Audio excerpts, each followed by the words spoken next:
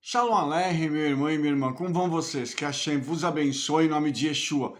Hoje nós vamos falar sobre a Parashá Shmini, que significa oitava. Ela vai de Levítico 9:1 até o 11:47.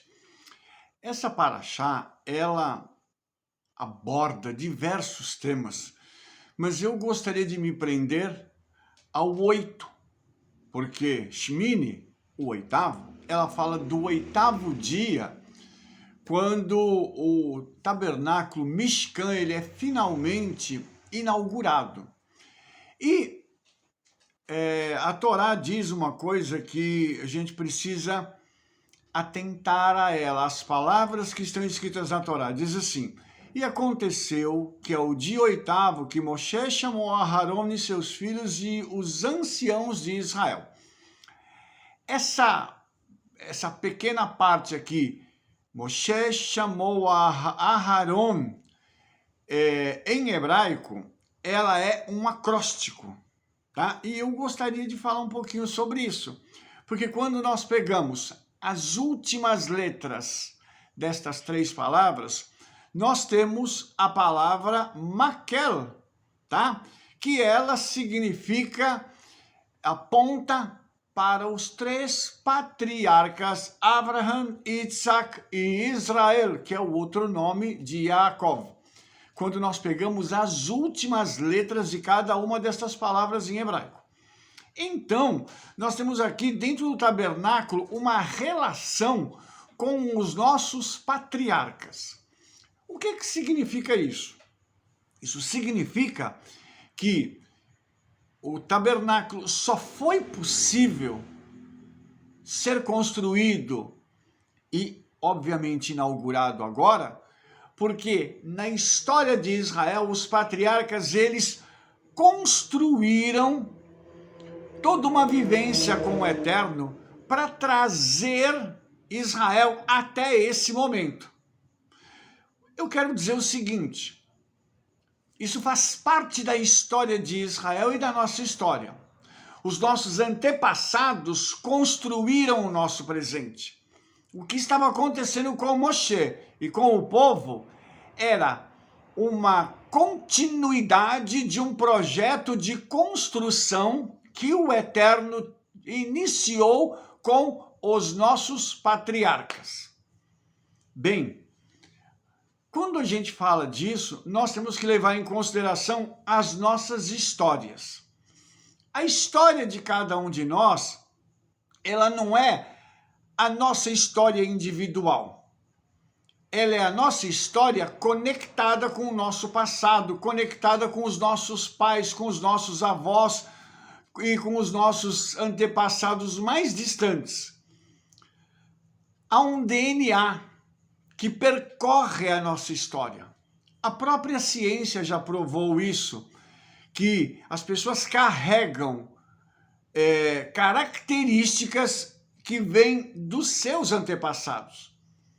Então, muito do que nós somos hoje, nós devemos aos nossos antepassados, seja de bom ou seja de ruim.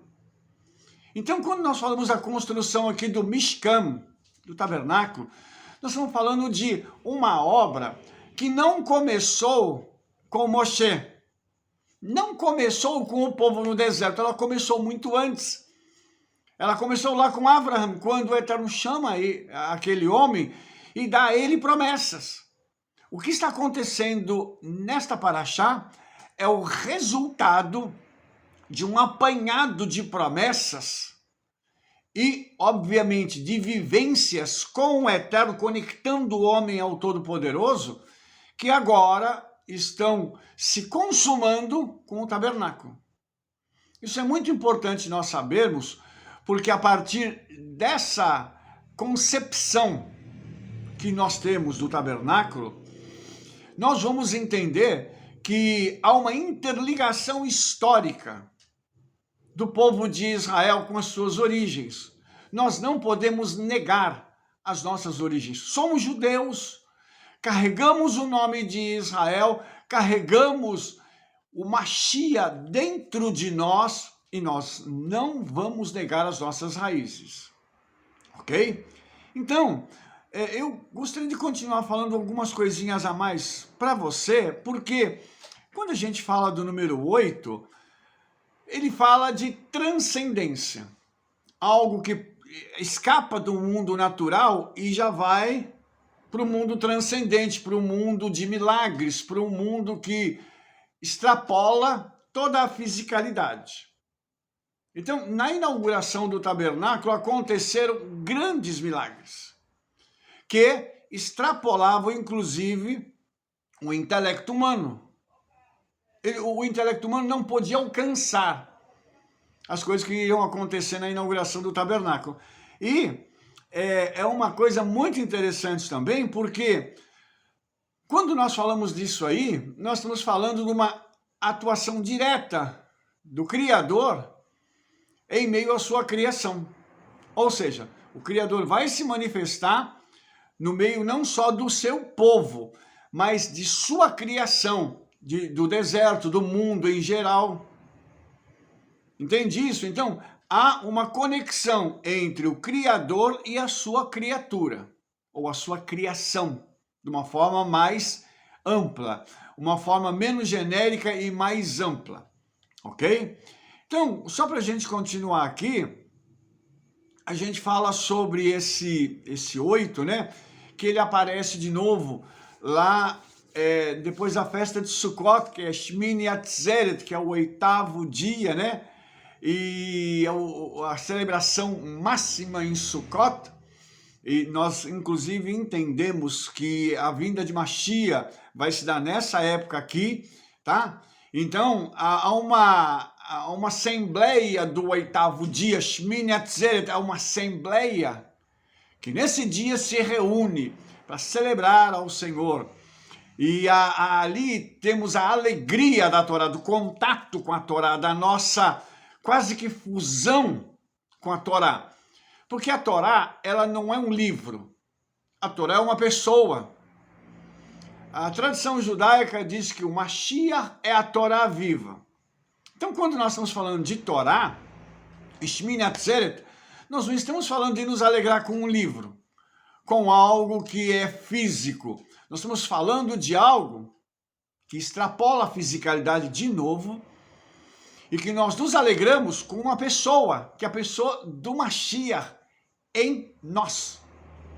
Então, há aquele impacto, a presença de Mashiach na nossa vida. Por isso que é muito interessante a gente parar para analisar esse tipo de coisa, porque nós temos então a oportunidade de entendermos essa paraxá e essas conexões com o mundo espiritual. Então, a gente fala sobre isso e a gente vai falar também sobre a cidade de Jerusalém, que aparece também no número 8, né? Por isso que o número 8 ele é tão importante. A cidade de Jerusalém também possui 8 portões, dos quais 7 estão abertos, e aquele que está fechado é justamente um portão conhecido como Portão Dourado.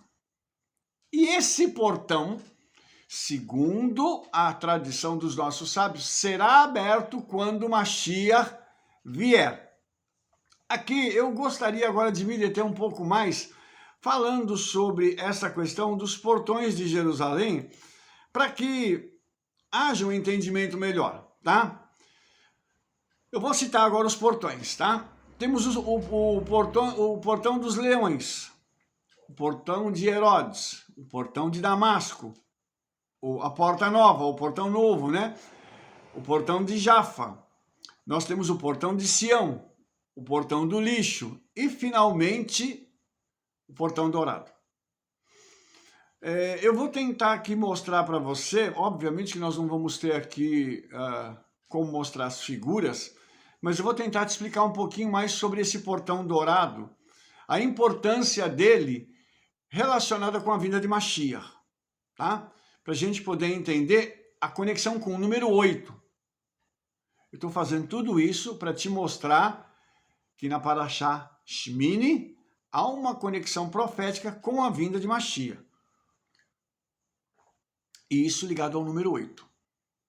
Ok? Então, essa porta dourada, Sha'ar HaRachamim, tá? O portão da misericórdia, o portão da piedade, também conhecido como o portão da vida eterna. Olha só que interessante isso. Ele é, segundo também a tradição, o portão mais antigo de todos os 8 que existem na cidade de Jerusalém. E ele era usado na antiguidade como um acesso direto ao templo. Então, todas as pessoas que precisavam passar para o templo e vinham de fora de Jerusalém, elas, se entrassem por esse portão, eles tinham um acesso direto ao templo, ok? Isso também é uma coisa importante para a gente poder começar a raciocinar. Há um caminho que o acesso é direto até o templo onde está a presença do Eterno. Esse caminho é Yeshua, ok? Então, esse portão ele já começa a nos mostrar, ele assume um caráter já extraordinário. Lembrando que o portão da piedade ou o portão da misericórdia é esse portão onde, ao passarmos por ele, a misericórdia, a piedade, a vida eterna está mais próxima de nós. Então, por que esse portão está fechado? Para que se cumpra o tempo. Porque vai chegar um tempo em que este portão será aberto. E o Mashiach entrará por ele para ter acesso ao templo. Para que isso possa acontecer, o templo precisa ter sido reconstruído. Nós não vamos falar aqui sobre a reconstrução do terceiro templo, mas só para você ter uma ideia, ele já está pronto em Jerusalém, os móveis estão prontos, as pessoas que vão trabalhar no terceiro templo já foram preparadas, já foram treinadas para isso. Espera-se somente que os últimos detalhes possam estar encaixados. Lógico que você deve saber que a novilha vermelha, a 10ª, desde que o tabernáculo foi inaugurado, até agora, nós temos notícia de 9 novilhas vermelhas perfeitas.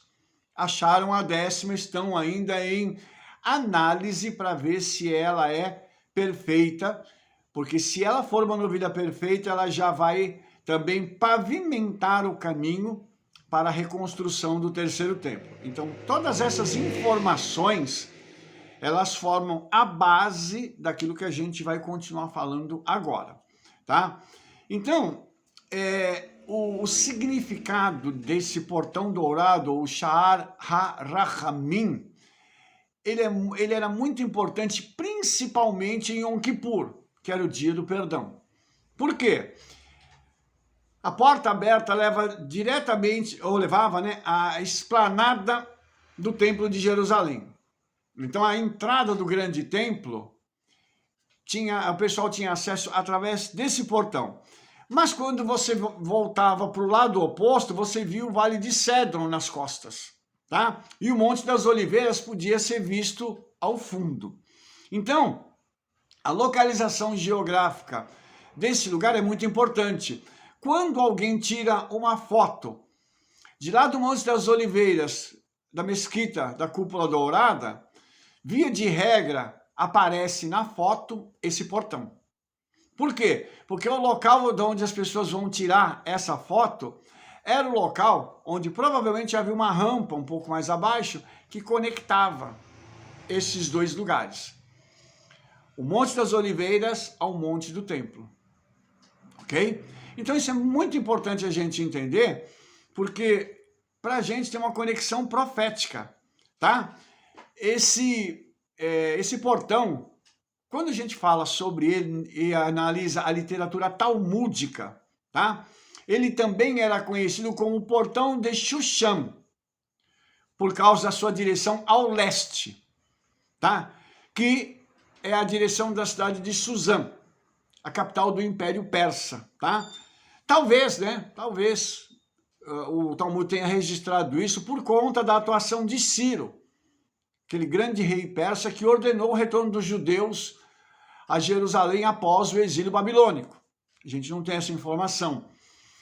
Uma outra coisa interessante que acontecia é que o leste, dentro da tradição judaica, ele é a direção do Jardim do Éden. Olha que interessante isso, tá?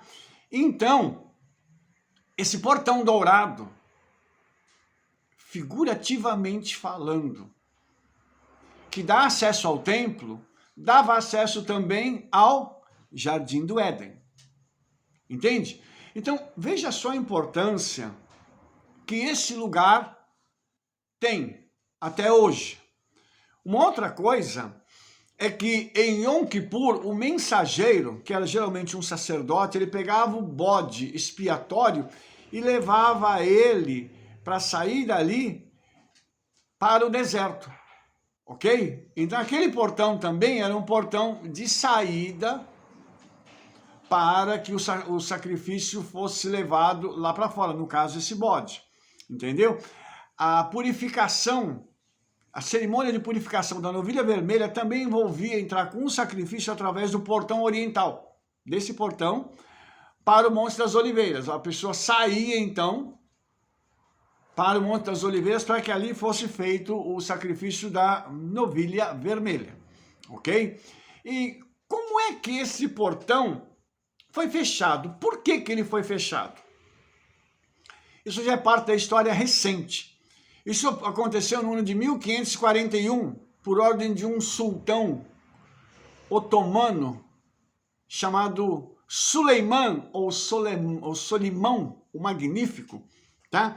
Porque, segundo a tradição judaica, seria ou será por esse portão que o Messias vai entrar. Então, o que que eles fizeram? O raciocínio deles é o seguinte: não, vamos fazer o seguinte, então nós vamos fechar o portão para o Messias não entrar. E vamos fazer uma outra coisa, vamos colocar um cemitério ali. Hoje tem um cemitério naquele lugar. Por quê? Porque como o Mashiach, ele é puro, ele não pode se contaminar atravessando um cemitério. Então veja que o conhecimento que os muçulmanos tiveram da Torá, eles então arquitetaram uma forma para tentar impedir que o Mashiach entre por aquele portão e realize a profecia.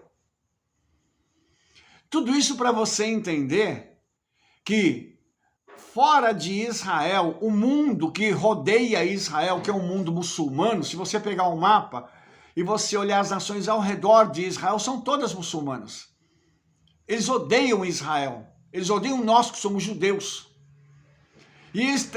Já tentaram, continuam tentando e tentarão fazer tudo para que as profecias acerca do Mashiach não se cumpram.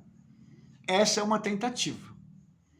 Para a gente poder ter noção da gravidade daquilo que aconteceu historicamente falando.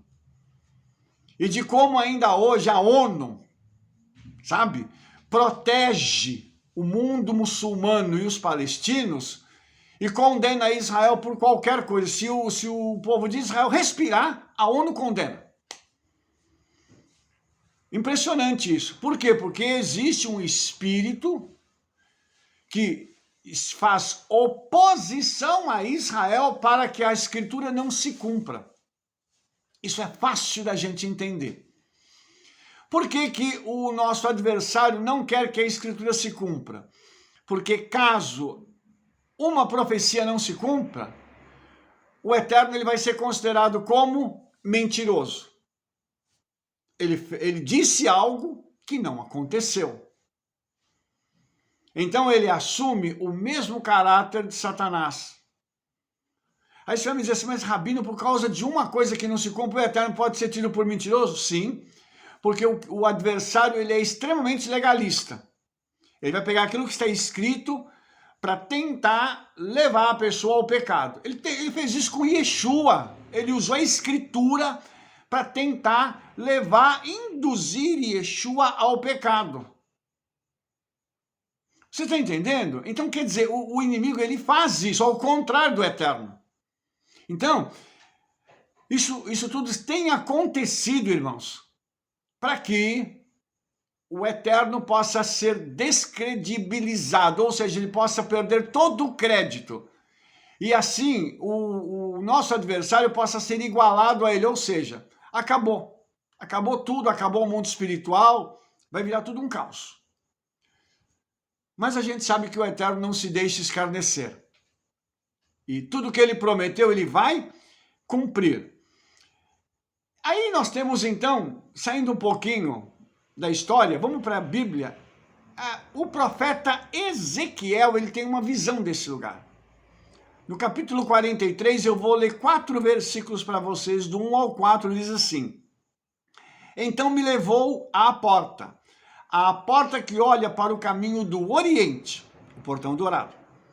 E eis que a glória do Deus de Israel vinha do caminho do Oriente, e a sua voz era a voz como de muitas águas.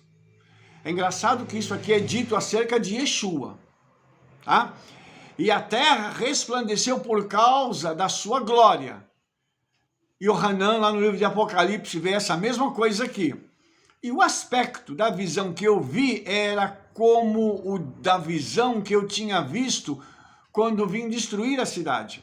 E eram as visões como a que vi junto ao rio Quebar. E caí sobre o meu rosto. Puf! E a glória do Eterno entrou no templo pelo caminho da porta, cuja face está para o lado do Oriente. A visão de Ezequiel, ela é muito peculiar, porque ela acaba mostrando para mim e para você alguns aspectos que estão ligados diretamente com aquilo que o João viu lá no livro de Apocalipse. As semelhanças aqui são impressionantes. E aí, irmãos, a gente começa a pensar o seguinte: meu pai, então na realidade, tudo isso aqui já estava acontecendo e o Mashiach já tinha se revelado para Ezequiel através dessa visão, avisando, mostrando a ele o que aconteceria lá na frente no futuro.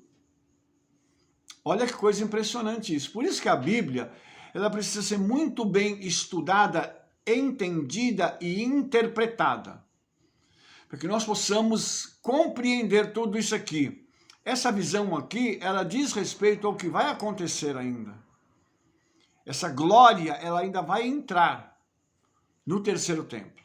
Isso ainda vai acontecer e será uma coisa assim extraordinária. Por isso nós precisamos esperar isso com expectativa, e uma expectativa alta. Obviamente, né, que eu creio que nós já vamos estar num outro nível. Que isso aqui vai ser lá depois da grande tribulação. Então isso aqui é um outro nível de história que nós vamos ter que futuramente falar sobre isso. Mas sabe de uma coisa legal? O Mashiach ainda vai passar por aqui, por esse portão. Mas ele já passou. Por quê? Porque a tradição judaica diz que o Mashiach viria em 2 etapas. Isso eu estou falando dos nossos sábios judeus, tá? Diz que ele viria como Ben Yosef, como o filho de Yosef, que seria o Messias sofredor. Ele morreria, ressuscitaria e retornaria depois como Ben David, o Messias guerreiro. Irmãos, eu não estou falando de coisa de igreja, estou falando de coisa de tradição rabínica.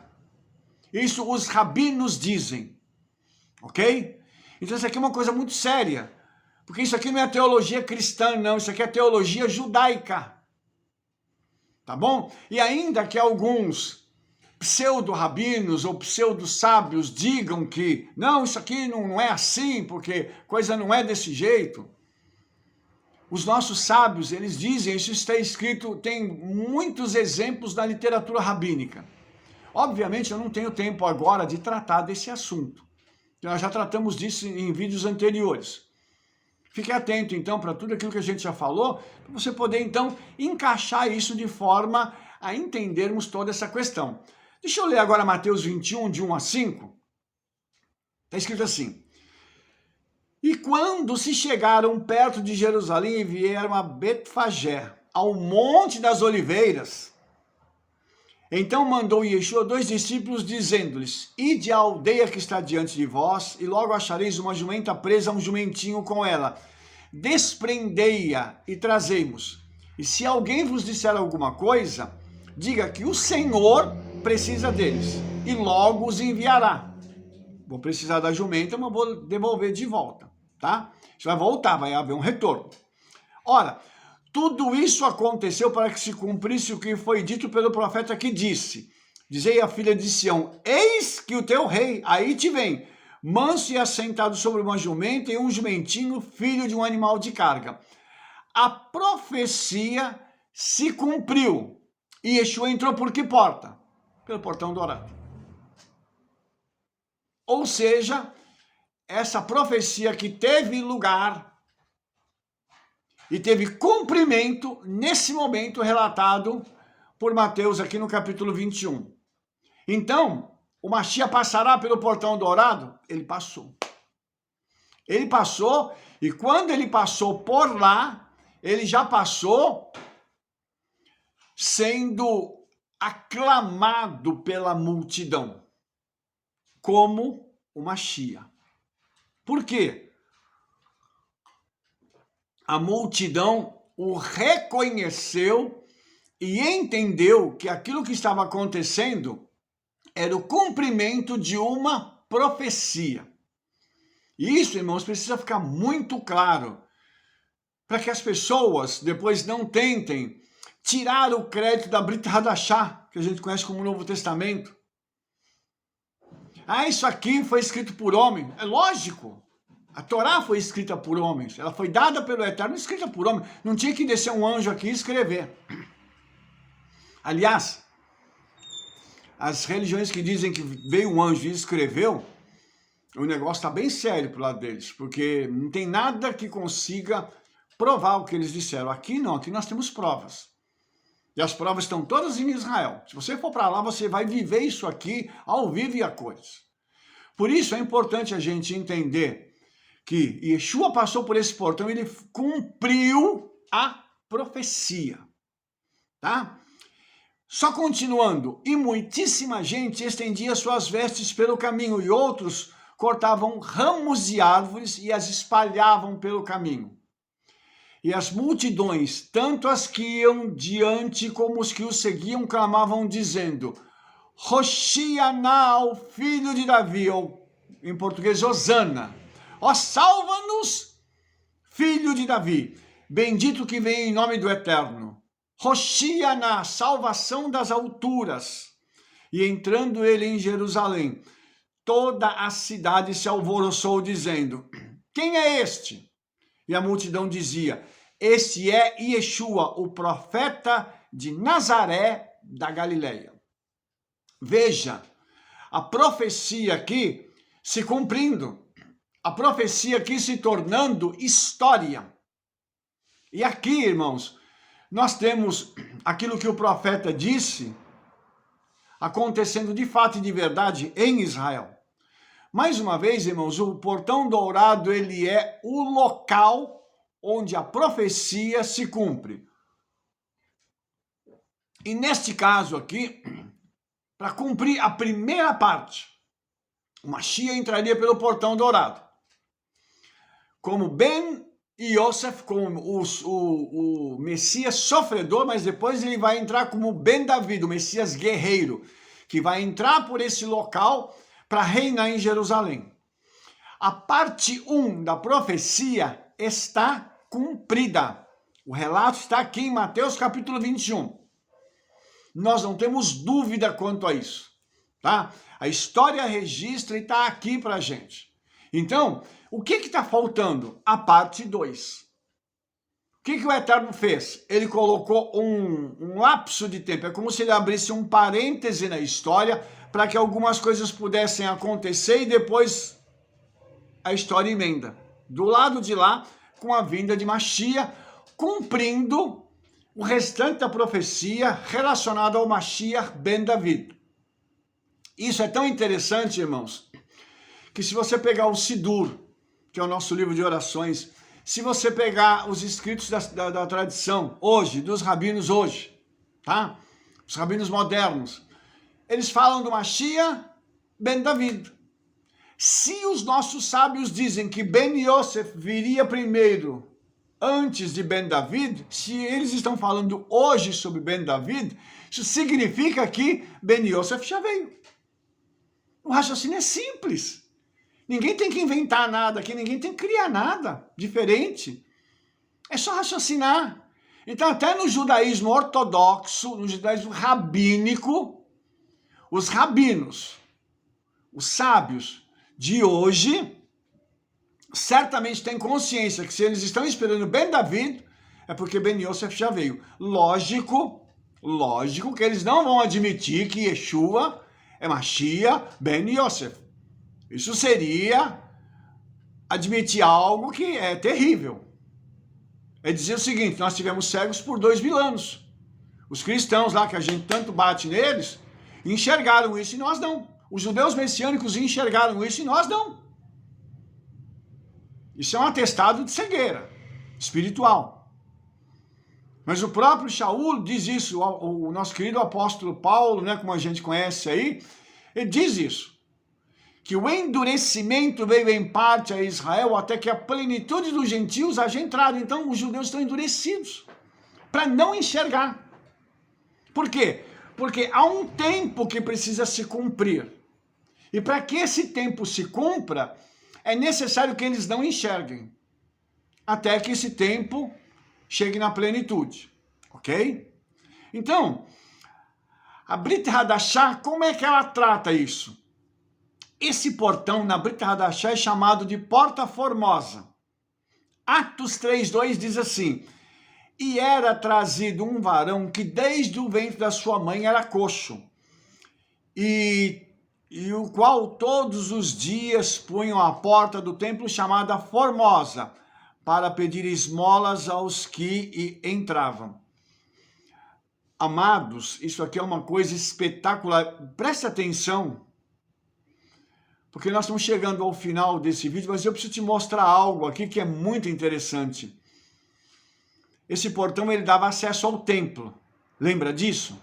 Tá? Agora, os discípulos de Yeshua, após a ascensão de Yeshua, tá?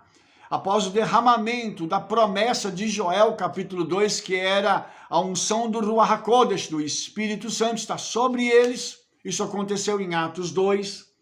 Agora, eles vão fazer o quê? Como judeus, eles vão para o templo orar. Quando eles receberam Yeshua, quando eles receberam a unção do Ruach HaKodesh, eles não deixaram de ser judeus. Eles não deixaram de fazer as coisas que um judeu fazia. Eles continuaram fazendo tudo o que o judeu fazia. E agora estão indo orar lá no templo. Passando pela porta, pelo portão, dourado ou Sha'ar HaRachamim. E aquele é chamado de Porta Formosa. Para orar. Entendeu isso? Então, esse portão carrega uma outra característica que eu quero te mostrar agora. Tá? A palavra formosa aqui em hebraico é Tiferet e significa esplendor, beleza, glória, orgulho. Por quê? Porque segundo a tradição judaica, a Shekhinah do Eterno se manifesta ali. E como é que a Shekhinah é conhecida também dentro da tradição judaica? A Shekhinah é chamada de Espírito Santo. Uau! Você está entendendo? Quando eles vão passar por aquela porta, eles estão, o quê? Dizendo que o Espírito Santo se manifestará ali, através deles, com certeza. E nós conhecemos a história, o que aconteceu ali. Então, esse portão, ele não é só um portão, ele é um portal para milagres acontecerem. Aí a gente entende por que os muçulmanos fecharam. Porque eles colocaram um cemitério ali. Eles sabem o que pode acontecer se esse portão for aberto. Eles sabem que pode abrir um precedente para grandes milagres ocorrerem em Israel, caso esse portão seja aberto. Rabino, mas o que o portão tem? Ele dá acesso, não só ao templo, mas espiritualmente falando, ao Gan Eden. Será que você consegue entender? Irmãos, existem lugares no mundo que são especiais. Jerusalém é um deles. E Jerusalém tem vários locais que você chega, você diz assim, que lugar é esse aqui? Só quem já foi vai entender o que eu estou dizendo agora. Se você não foi, vá antes que o arrebatamento aconteça. Porque a coisa é séria. Eu queria te mostrar o seguinte, quando se entra por esse portão, significa que nós estamos entrando numa dimensão espiritual diferente. É um portal para acessar a eternidade. Quando eles entraram ali, eles sacaram alguma coisa da eternidade. Lembra que lá em Atos 3, aquele paralítico, aquela pessoa que tem essa enfermidade, ele é colocado ali diante da população que passa por ali, tem acesso àquele lugar há muito tempo.